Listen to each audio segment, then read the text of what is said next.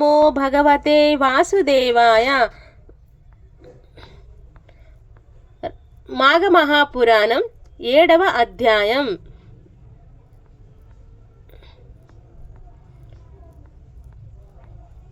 ఓం నమో భగవతే వాసుదేవాయ.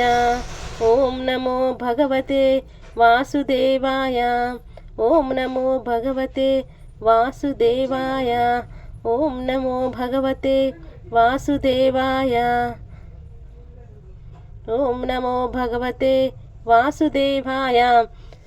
మాఘపురాణం 7వ అధ్యాయం. లోపికి కలిగిన మాఘమాస స్నానఫలం.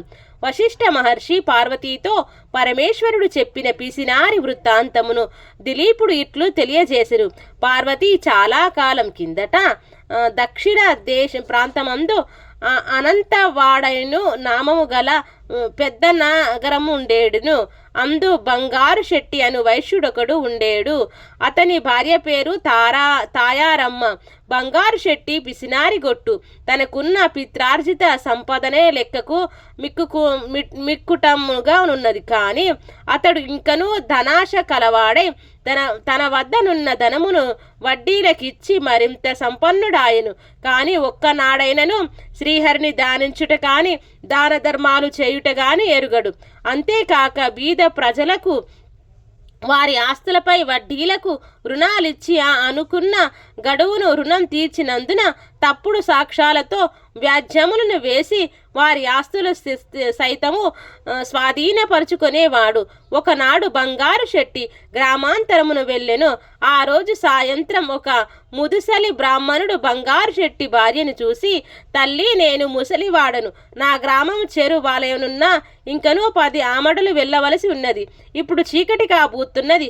ఆకాశంలో మేఘాలు ఉరుములుతున్నాయి.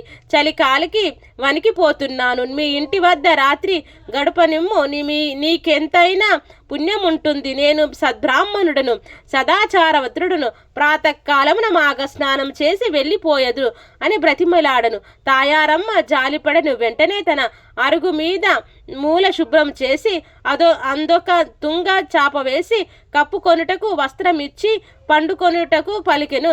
ఆమె దయార్థ హృదయమునకు ఆ వృద్ధ బ్రాహ్మణుడు సంతసించి విశ్రాంతి తీసుకొనుచుండగా తాయారమ్మ ఒక ఫలమునిచ్చి దానిని భుజింపుమని చెప్పి, అయ్యా ఆర్య, మాఘస్నానం చేసి వెళ్ళొద్దామని అన్నారు కదా, ఆ మాఘస్నానం ఏమి?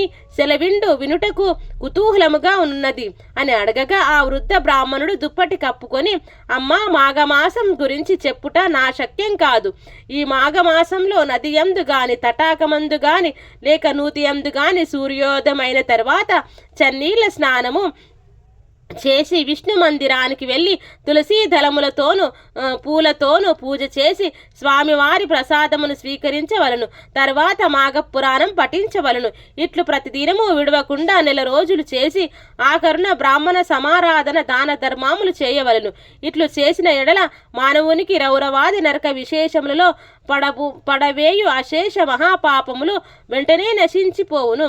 ఒకవేళ ఈ 1 రోజులు చేయలేని వారు వృద్ధులు, రోగులు ఒక్క రోజైనను అనగా ఏకాదశి నాడు గాని, ద్వాదశి నాడు గాని లేక పౌర్ణమి నాడు గాని పై ప్రకారం చేసినచో సకల పాపములను తొలగి సిరి సంపదల పుత్ర సంతానం కలుగును. ఇది నా అనుభవంతో తెలియజేయుచున్నాను అని చెప్పగా ఆ బ్రాహ్మణుని మాటలకు తాయారమ్మ మిక్కిలి సంతసించి తాను కూడా ప్రాతకాలమున బ్రాహ్మణునితో పాటు నదికి పోయి స్నానం చేయుటకు నిశ్చయించుకొనెను. అంతలో పొరుగురికి వెళ్ళిన తన భర్తయగు బంగారు శెట్టి ఇంటికి రాగా ఆమె అతనిని మాఘమాసం గురించి చెప్పి తాను తెల్లవారుజామున స్నానమునకు పోవుదనని తెలియజేసెను. భార్య చెప్పిన మాటలకు బంగారు శెట్టి కోపం వచ్చి వంటి నిండా మంటలు బయలుదేరినట్లుగా పళ్ళు పటపటా కొరికి, ఓసి వెర్రిదానా, ఎవరు చెప్పినారే నీకీ సంగతి? మాఘమాసమేమిటి, స్నానమేమిటి, వ్రతము దానములేమిటి? నీకేమైనా పిచ్చి పట్టినదా? చాలు చాలు, అధిక ప్రసంగం చేసినచో నోరు నెక్కి వేయుదును. డబ్బును సంపాదించుటలో పంచప్రాణములు పోవుచున్నవి. ఎవరికి ఒక్క పైసా కూడా వదలకుండా వడ్డీలు వసూలు చేస్తూ కూడబెట్టిన ధనమును దానము చేయుదురా? చలిలో చన్నీళ్లు స్నానం చేసి పూజలు చేసి దానము చేస్తే వల్లు ఇల్లు గుల్లై నెత్తిపైన చెంగు వేసుకొని భిక్షాం దేహి అని అనుకోవాల్సిందే, జాగ్రత్త, వెళ్ళి పడుకో అని కోపంగా కసిరాడు. ఆ రాత్రి తాయారమ్మకు నిద్ర పట్టలేదు. ఎప్పుడు తెల్లవారునా, ఎప్పుడు నదికి వెళ్ళి స్నానం చేయుతునా అని ఆతృతగా ఉన్నది. కొన్ని గడియలలో తెల్లవారినది. తాను కాలకృత్యమును తీర్చుకొని ఇంటికి వచ్చుచున్న వృద్ధ బ్రాహ్మణులతో కలిసి మగనికి చెప్పకుండా నదికి పోయి స్నానం చేయుచున్నది. ఈలోగా బంగారు శెట్టి పసిగట్టి ఒక దుడ్డు కర్ర తీసుకొని నదికి పోయి నీళ్లలో దిగిన భార్యను కొట్టబోవుచుండగా ఆ ఇద్దరు కొంత తడవు నీళ్లలో వెనుగులాడిరి. అటుల మునుగుటచే ఇద్దరికీ మాఘమాస పొలం దక్కినది.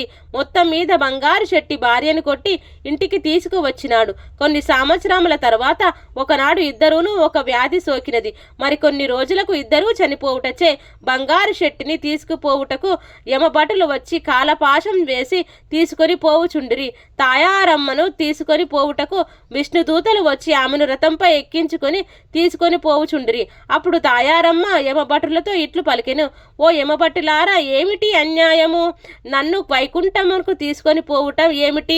నా భర్తను యమలోకమునకు తీసుకుపోవుట ఏమిటి? ఇద్దరూను సమానమే కదా అని వారిని ఉద్దేశించి అడగగా, ఓ అమ్మా, నీవు మాఘమాసంలో ఒక దినమున నదీ స్నానం చేయగా నీకు ఫలం దక్కినది. కానీ నీ భర్త అనేకులను హింసించి అన్యాయముగా ధనార్జన చేసి అనేకుల వద్ద అసత్యములాడి నరకమన్న భయము లేక భగవంతునిపై భక్తి లేక వ్యవహరించినందులకే యమలోకమునకు తీసుకొని పోవుచున్నాము అని యమభటులు పలికిరి. ఆమె మరలా వారినిట్లు ప్రశ్నించెను, నేను ఒకే దినమున స్నానం చేసినందున పుణ్యఫలము కలిగినప్పుడు నన్ను కొట్టుచు నాతో నా భర్త కూడా నీట మునిగినాడు కదా, శిక్షించుటలో ఇంత వ్యత్యాసమేమ కలిగెను అని అనగా ఆ యమభటులు సంశయం కలిగి ఏమీ తోచక చిత్రగుప్తుని వద్దకు వెళ్ళి జరిగిన సంగతిని ఆమె వేసిన ప్రశ్నను తెలియజేసిరి. చిత్రగుప్తుడు వారి పాప పుణ్యాలను పట్టిక చూడగా ఇద్దరుకు సమానమైన పుణ్య ఫలము వ్రాసి ఉన్నది. జరిగిన పొరపాటునకు చిత్రగుప్తుడు విచారించి బంగారు శెట్టిని కూడా వైకుంఠముకు తీసుకొని పొమ్మని విష్ణు దూతలతో చెప్పెను. విష్ణు లోకమునకు ముందు వెళ్ళి ఉన్న తాయారమ్మ తన భర్త గతి ఏమాయనో అని ఆతృతతో ఉండగా బంగారు శెట్టి పుష్పక విమానం మీద తెచ్చి వైకుంఠంలో విడిచిరి. భార్యాభర్తలిద్దరూను మిక్కిలి సంతోషమందిరి. రాజా, వింటివా, భార్య వలన భర్తకు కూడా ఎటుల మోక్షం కలిగినో, భర్త దుర్మార్గుడై పిసినిగొట్టుగా వ్యవహరించినను భార్య యథాలాపముగా ఒక్కరోజు మాఘమాస స్నానం చేసినందున ఇద్దరికీ వైకుంఠ ప్రాప్తి కలిగినదిగా కనుక మాఘ స్నానం 1 రోజులు చేసినచో మరెంత మోక్షదాయకమగునో సందేహం లేదు అని విశలవించినాడు. ఇది మాఘమాస మహాపురాణం 7వ అధ్యాయం సంపూర్ణం.